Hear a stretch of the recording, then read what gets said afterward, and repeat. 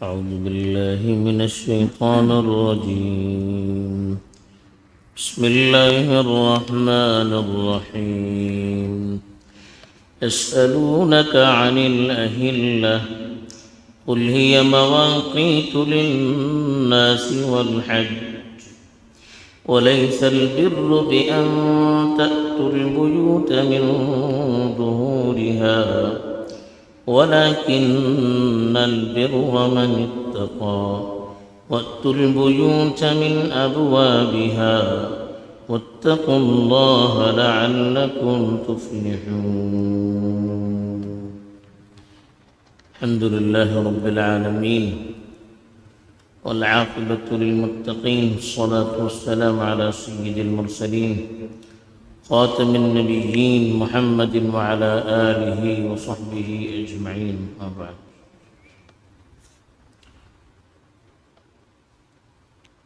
روزے کے مسائل کے سلسلے میں مختلف باتیں اس ضمن میں اللہ تعالیٰ نے بتائی ہے.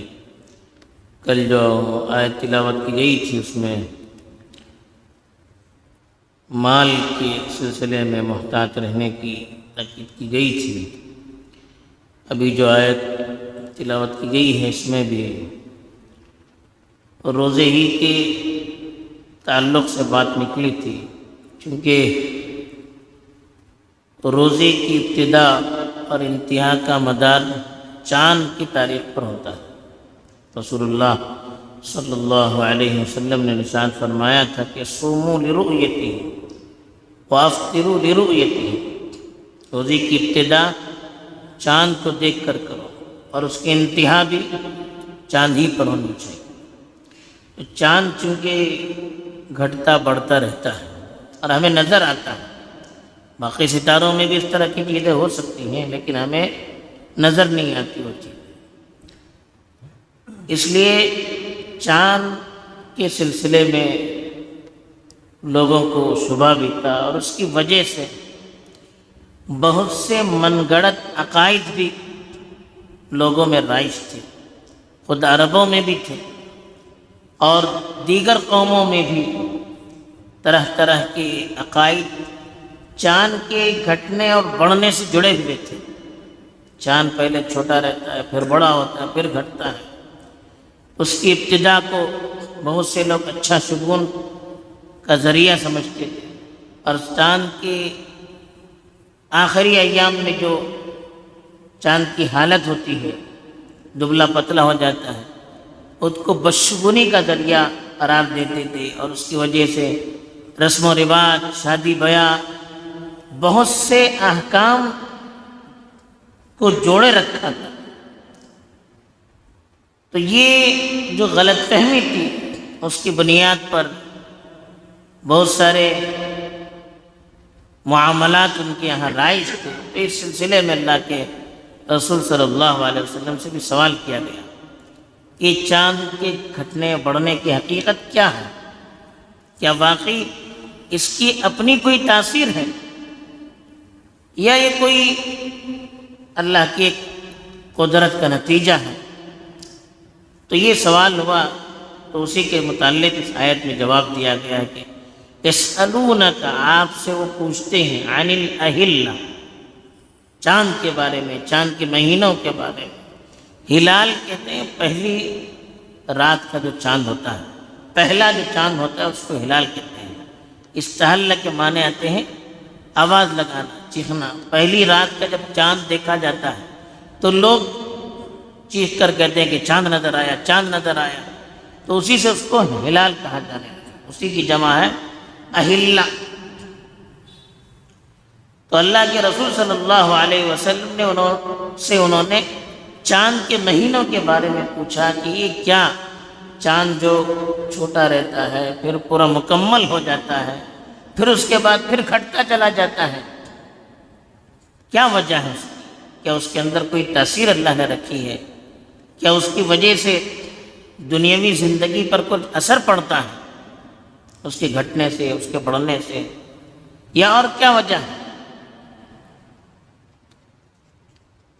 تو اللہ تعالیٰ نے فرمایا قل، آپ کہیے، ہی مواقیت للناس، والحج، یہ لوگوں کے لیے اوقات کے تعین کا ذریعہ ہے اور حج کا بھی ذریعہ ہے۔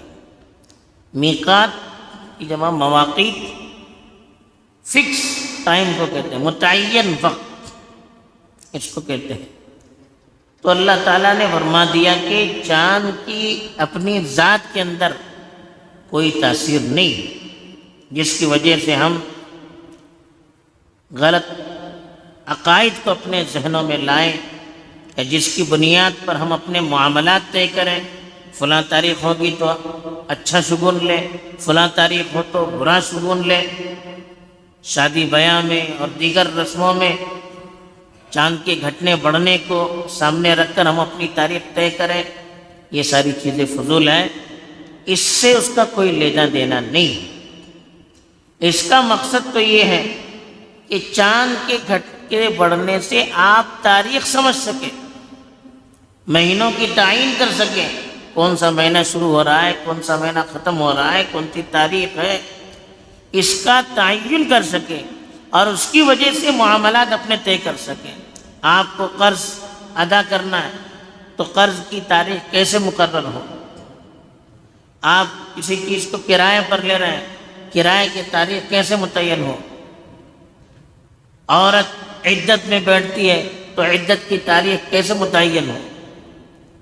اس طرح کی بہت ساری چیزیں ہیں جن کا تعلق تاریخ سے جڑا ہوا ہے، تو اب وہ تاریخ کب شروع ہوتی ہے، کب ختم ہوتی ہے، اس کو سمجھنے کے لیے چاند کی تبدیلی اللہ تعالیٰ نے رکھی ہے۔ والحج، اور خاص طور پر عربوں میں حج کی عبادت کی بڑی اہمیت تھی، اور اس کی وجہ سے ان کا بڑا معاشی کاروبار بھی چلتا تھا، معاشی ترقی بھی ہوتی تھی، اور اسفار بھی اس کے ذریعے سے متعین ہوتے تھے۔ اور حج کے مہینوں میں خاص طور پر ان کے یہاں جنگیں بھی نہیں ہوتی تھی، تو اس کی وجہ سے خاص طور پر حج کا بھی تذکرہ کیا گیا کہ آپ کو معلوم ہے کہ حج کا تعین بھی چاند کی تاریخی کے مطابق ہوتا ہے۔ تو ہمارے یہاں تاریخ کے لیے چاند کی تاریخ کا حساب ہوتا ہے، اور یہی ابتدا سے رواج بھی تھا۔ انگریزوں کے آنے کے بعد یہ جو شمسی تاریخ ہے، عیسوی تاریخ، اس کا رواج چل پڑا، ورنہ ہمارے یہاں روزہ چاند سے شروع ہوگا، چاند سے ختم ہوگا۔ زکوٰۃ دینا ہے، سال کی تعین چاند کے مہینوں کے ذریعے سے ہوگی۔ عورت عدت میں بیٹھتی ہے، اس کی بھی ساری تفصیلات چاند کے مہینوں کے مطابق ہوگی۔ ہم کرائے پر کوئی چیز لیتے ہیں، دیتے ہیں، تو اس کی بھی مدت چاند کے مہینوں ہی کے ذریعے سے طے ہونی چاہیے۔ ایسے ہی جتنے ہمارے آپسی معاملات ہیں چاند کی تاریخ کے ذریعے سے طے ہونے چاہیے۔ قرآن کی روح سے بھی یہی معلوم ہوتا ہے اور یہی ہوتا رہا، لیکن آج اس کے اندر ہمیں کوتاہی ہو رہی ہے اور ہمیں معلوم بھی نہیں ہوتا ہے مہینہ کب سے شروع ہوا، کب سے ختم ہوا۔ صرف رمضان کے مہینے کو یاد رکھتے ہیں، باقی مہینوں کے نام تک ہمارے بچوں کو نہیں معلوم۔ تو اس سلسلے میں بڑی کوتاہی ہو رہی ہے۔ بعض فقہا نے تو اس سے مسئلہ مستمت کیا کہ چونکہ چاند کے گھٹنے بڑھنے کا مقصد تاریخ کا متعین کرنا ہے، اور تاریخ کے متعین کرنے پر ہمارے آپسی معاملات طے ہوتے ہیں، اور اسلام نے قمری تاریخ یعنی چاند کے ذریعے سے جو تاریخ بدلتی ہے اسی پر احکام کا بھی مدار رکھا گیا ہے۔ تو اس لیے انہوں نے لکھا ہے کہ چاند کی تاریخ کے بارے میں تفصیلات جاننا یہ ضروری ہے، سیکھنا بھی ضروری ہے، بچوں کو سکھانا بھی ضروری ہے، اور وہی تاریخ اپنے گھر کے اندر بھی متعین طور پر تحریر رہنی چاہیے۔ باقی یہاں کی جو حالات ہیں اس کی بنیاد پر یہاں کی جو چیزیں طے ہوتی ہیں وہ شمسی مہینے کے اعتبار ٹھیک ہے، جہاں اس کی ضرورت پڑے اس کو استعمال کیا جائے۔ باقی جگہوں پر قمری مہینوں ہی سے یعنی چاند کے مہینوں ہی سے ہم اپنی جنتریاں بھی شروع کریں، اور اپنے کاروبار، اپنے زکوٰۃ کا معاملہ ہے اور دیگر جو معاملات ہیں اس کو بھی طے کریں، اور اپنے بچوں کو بھی سکھائیں کہ قمری مہینے کتنے ہیں، کون کون سے ہیں، ان کی ابتدا کب ہوتی ہے، انتہا کب ہوتی ہے۔